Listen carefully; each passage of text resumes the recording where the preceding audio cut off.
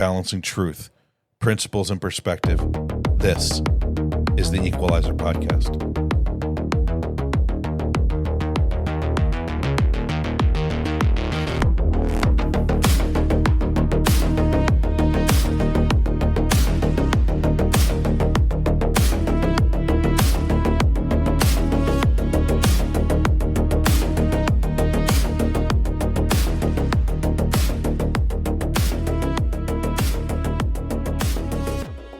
Within 48 hours of an active military operation, we were told three things.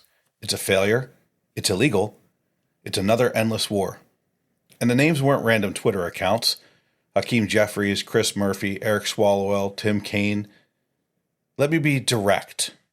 Declaring an operation a failure before the first full intelligence assessment cycle has even closed is not oversight, it's performance. Calling it illegal before a war powers clock has even ticked 48 hours is not constitutional literacy, it's political signaling. And throwing around endless war language before we've seen a single sustained deployment metric, that's just lazy. You don't get to pronounce something dead on arrival when you haven't even read the autopsy report. It's reckless, short-sighted, and disingenuous. Now, let's separate political rhetoric from statutory reality. Let's start with the legality. The War Powers Act, the War Powers Resolution.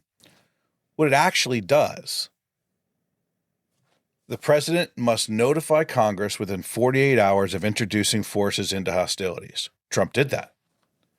Military action must cease within 60 days unless Congress authorizes it with a possible 30-day extension. We're less than 72 hours in, but the clock is ticking. Congress retains authority to direct removal. Congress can vote and pass a resolution. Their debate is welcome. Their theatrics are not.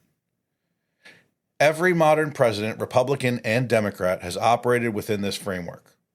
Well, sort of.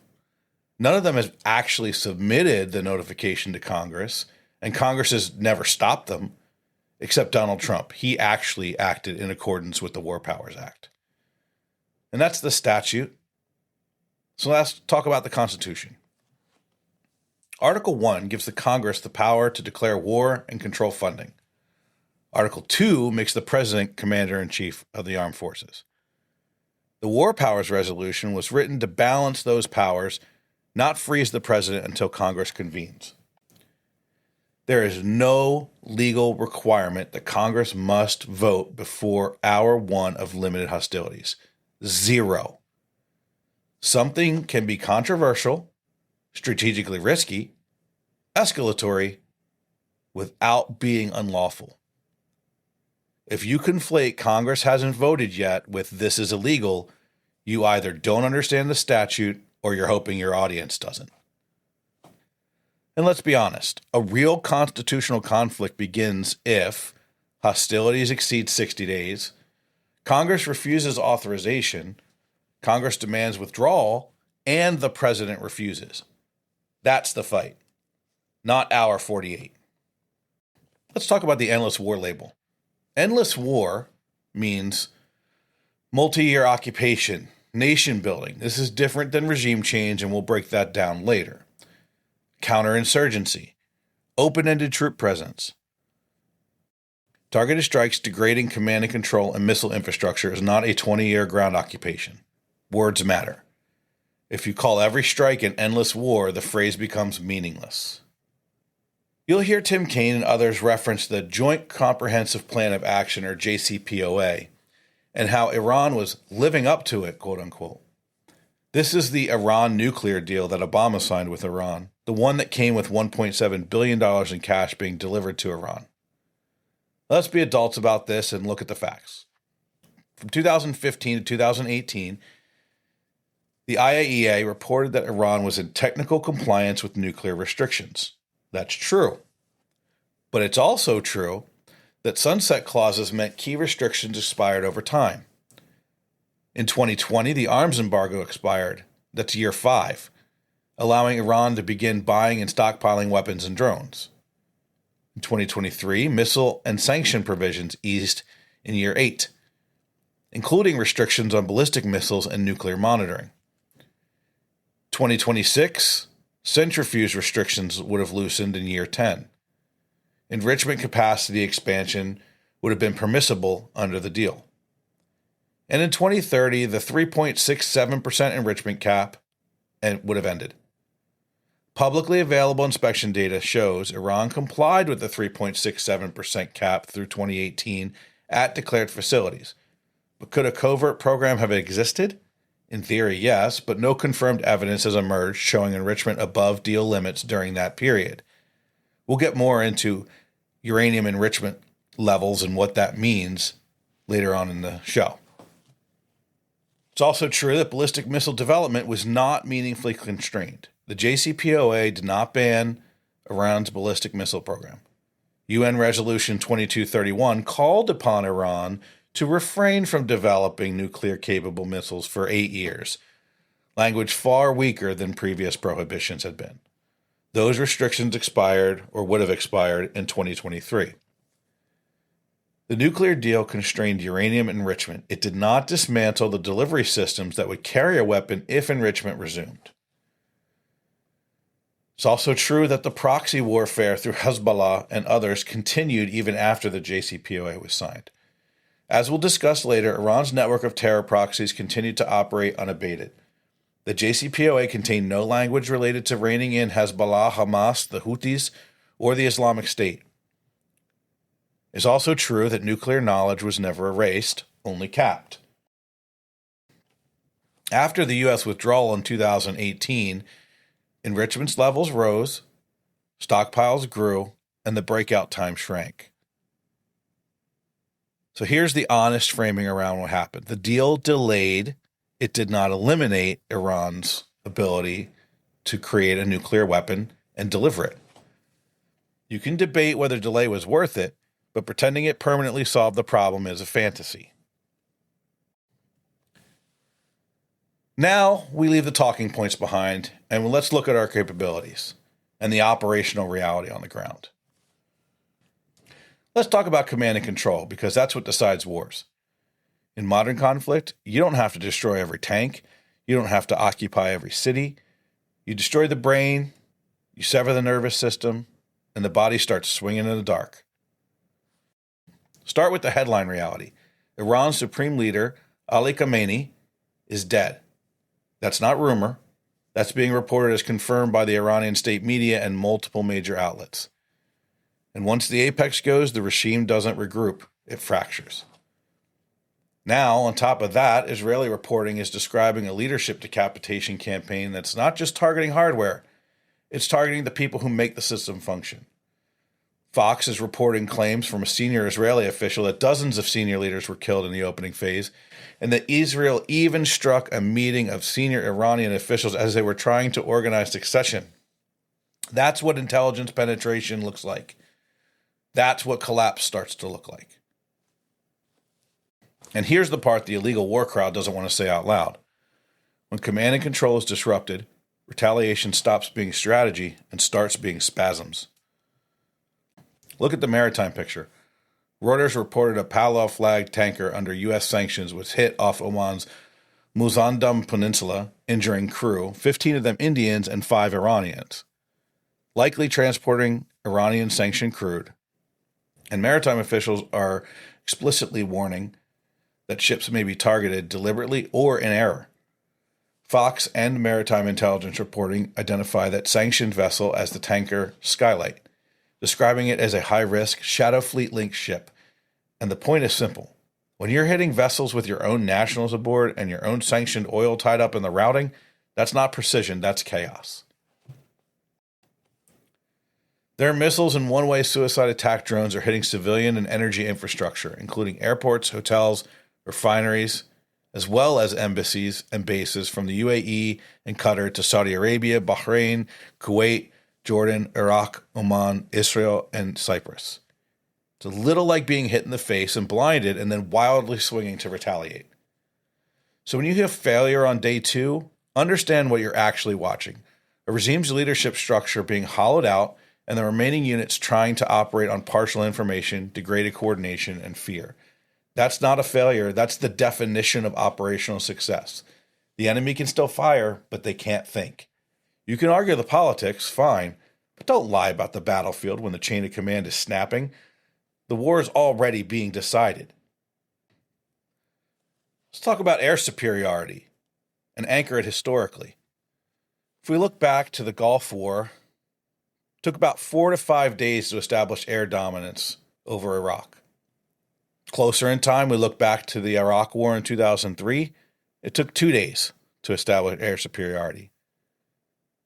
Now consider this. Iran is nearly 4 times Iraq's size.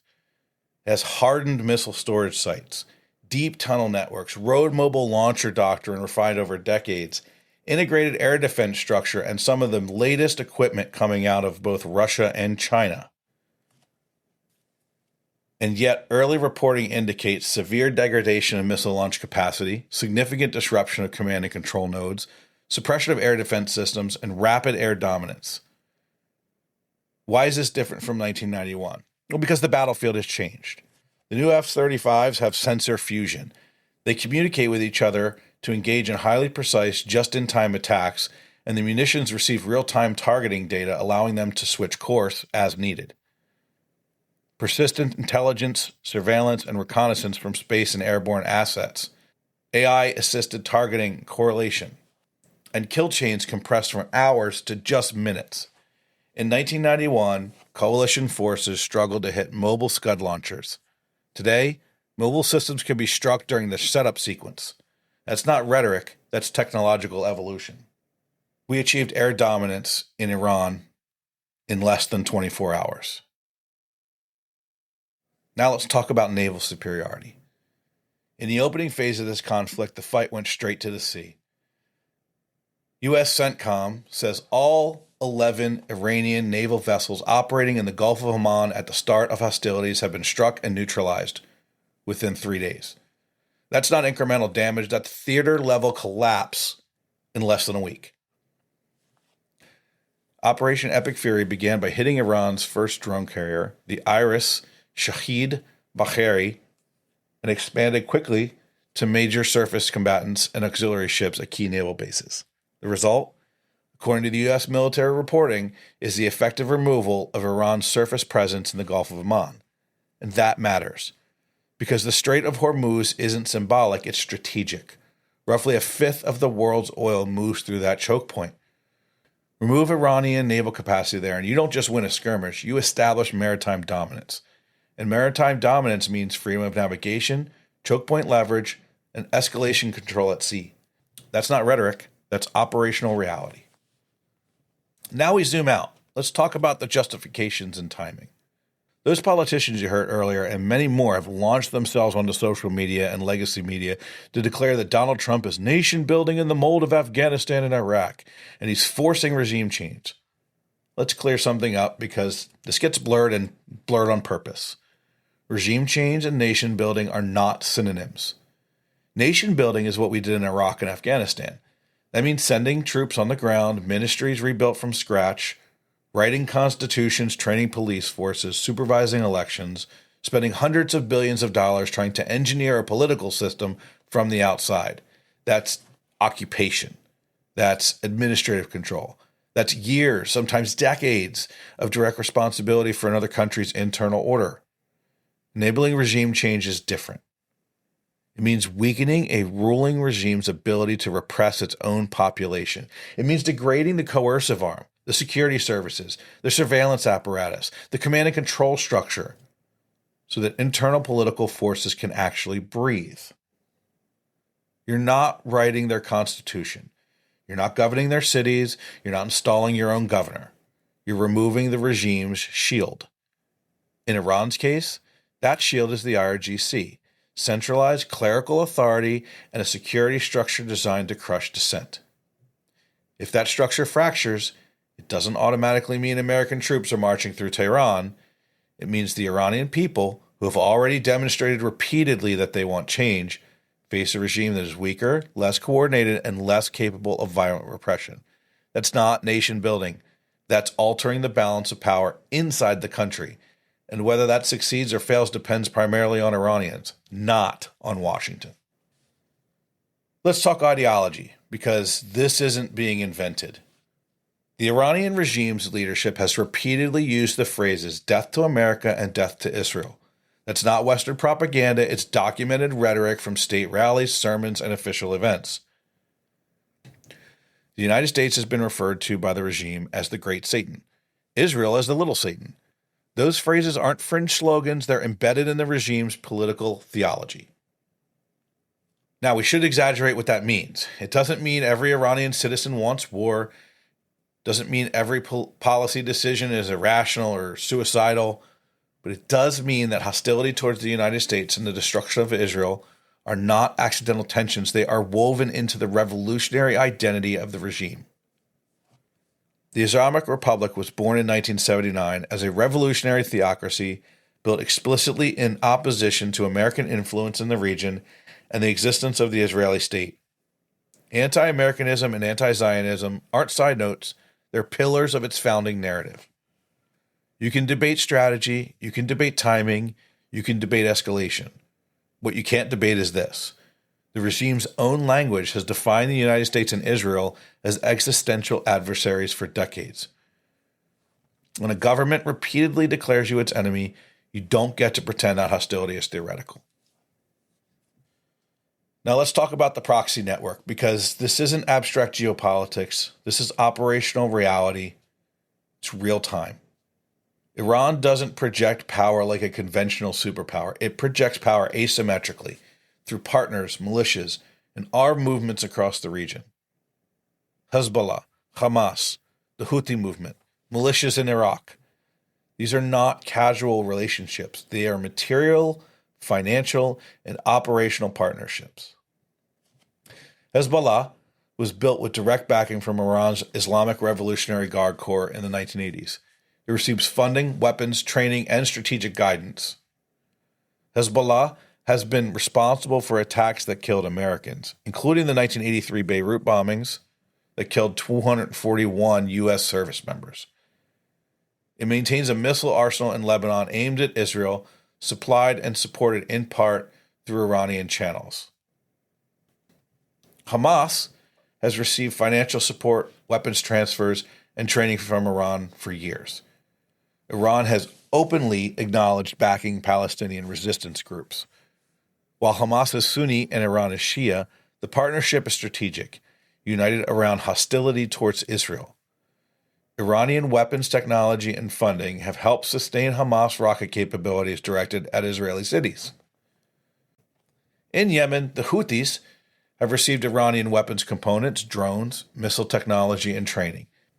U.S. officials and UN reporting have documented Iranian-origin missile systems used in attacks on the Saudi infrastructure and maritime shipping.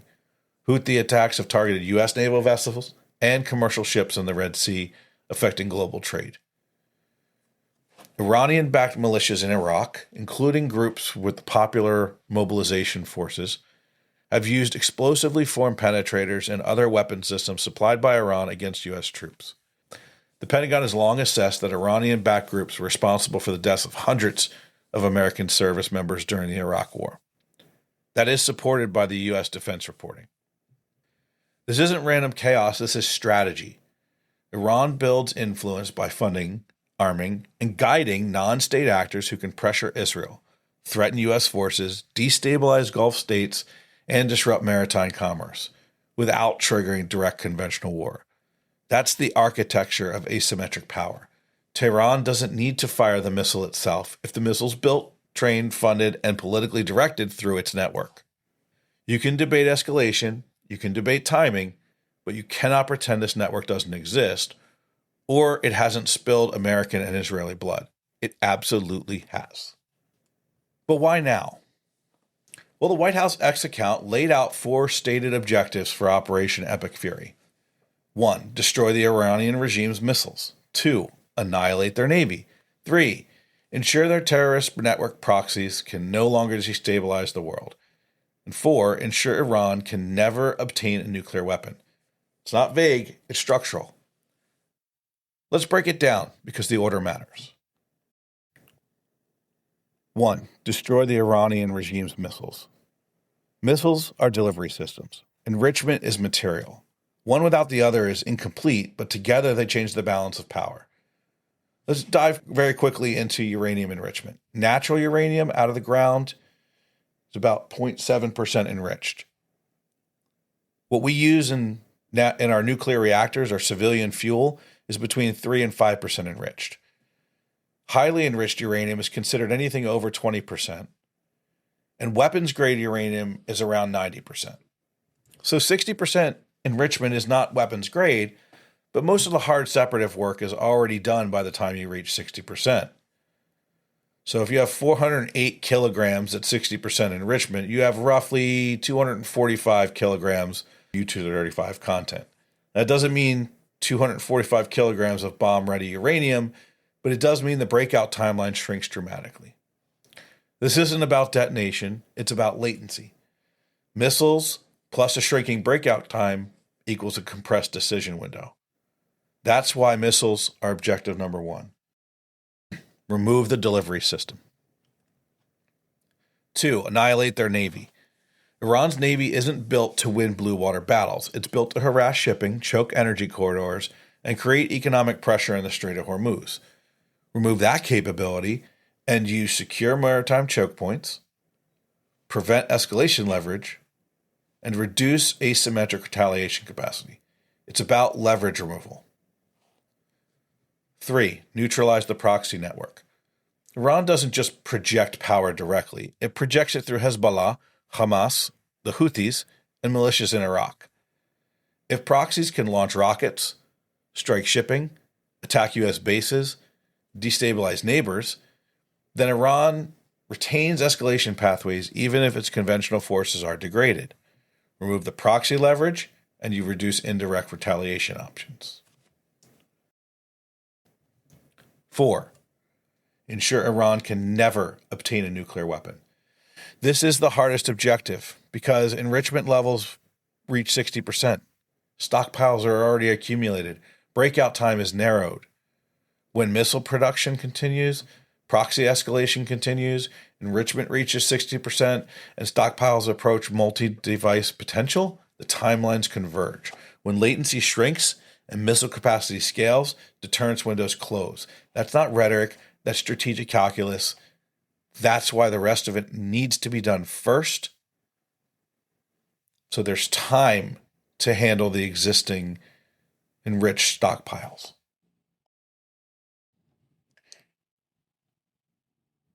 And it should be no surprise that this all comes after Venezuela. Why would he do Venezuela first? Well, if you think about it, it makes a lot of sense. Venezuela frees up millions of barrels of oil in our region that we can control the flow of and get out to the marketplace when the inevitable pushback of the market determines the Strait of Hormuz is going to degrade 1/5 of the flow of oil across the world. Remember, Venezuelan oil was sanctioned as much, if not more, than Iranian oil. So that changes the game. It adds Venezuelan oil back to the pool that wasn't there previously. And so it gives a little bit more leeway around the pricing of oil when you bring that back into the equation. Now, I want to talk about the enrichment and why it matters now. We're talking about 408 kilograms of 60% enriched uranium and how that does not equal a bomb. But it does equal optionality. It equals speed. It equals the ability to move from political decision to capability in weeks, not months. I want to make sure that's clear because a lot of the reporting that you're hearing right now is they were, months away. It would have taken a year to develop a nuclear weapon. That is not true. 60% enriched uranium could become 90% bomb quality, capable of being delivered within weeks. And that changes deterrence math because deterrence depends on time. If breakout time collapses, so does diplomatic space. But if their air defenses are degraded, their missile launch capacity is reduced, their naval leverage is removed, command and control is fractured, then Iran's deterrent shield weakens. And when deterrent shields weaken, regional power balances shift, internal fractures develop, opportunities for the Iranian citizens to regain control of their homeland from a radical theocratic government are created. And that's the story. Not illegal, not endless, not failure. Power, timelines, capability. Politicians argue legality in the first 48 hours. Militaries operate in minutes. And nuclear timelines are measured in weeks. If you don't understand the difference, you're not analyzing power, you're reacting to the headlines. Equalize it.